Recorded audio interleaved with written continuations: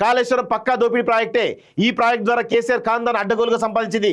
రాష్ట్ర సర్కార్ దగ్గర ఆధారాలున్నాయి, అయినా కేసీఆర్ అరెస్ట్ చేయట్లేదు. ఇది బీఆర్ఎస్ కాంగ్రెస్ కుమ్మక్కు రాజకీయాలకు నిదర్శనం కేంద్ర మంత్రి బండి సంజయ్ అంటూ చూస్తా ఉన్నాం కదా.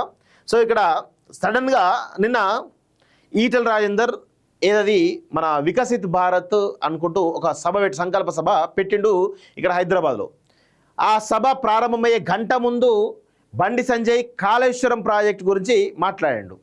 సో ఇప్పుడు కాళేశ్వరం ప్రాజెక్టు ఏటీఎం అని అన్నటువంటి అమిత్ షా మరి ఎందుకు ఈ కాళేశ్వరం ప్రాజెక్ట్ పైన ఎందుకు సిబిఐ ఎంక్వైరీ చేయడం లేదు?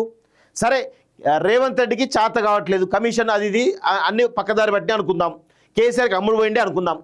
మరి మీరెందుకు సిబిఐ ఎంక్వైరీ చేయట్లేదు? కాళేశ్వరం స్కామ్ పైన మీరెందుకు కేసీఆర్ అరెస్ట్ చేయట్లేదు?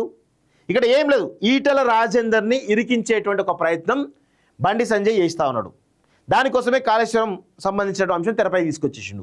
ఇప్పుడు ఏంది కాళేశ్వరం సంబంధించినటువంటి కమిషన్ విచారణలో ఈటెల రాజేందర్ ఉన్నాడు. మరి చెప్పాలి, ఇప్పుడు బండి సంజయ్ కూడా చెప్పాలి. మరి ఆ విచారణకు ఈటెల రాజేందర్ వెళ్ళిండు కదా, మరి దానికి మీరేం సమాధానం చెప్తారు? మీ నాయకుడు మీ ఎంపీ వెళ్ళిండు కదా, మీరేం సమాధానం చెప్తారు?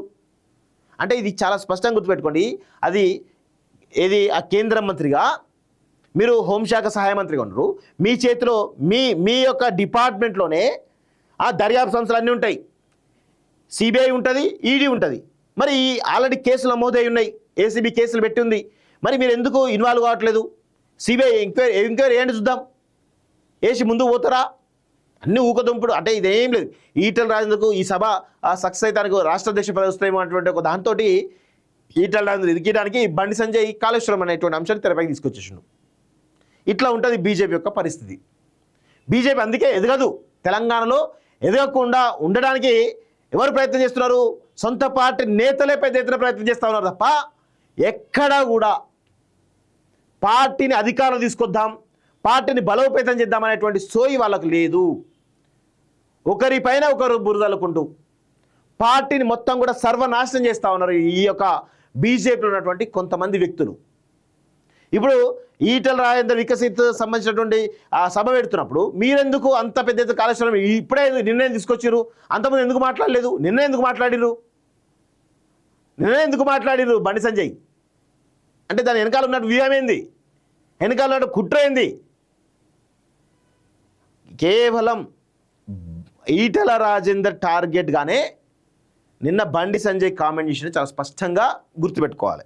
ఇక బీజేపీ ఎదుగుతుందా తెలంగాణలో? గిట్లాంటి కుట్రలు పండితే గిట్లా ఒకరిపైన ఒక దుమ్ము పోసుకుంటా ఉంటే బీజేపీ ఎదుగుతుందా? ఇప్పటికైనా కానీ నాయకులు మారండి.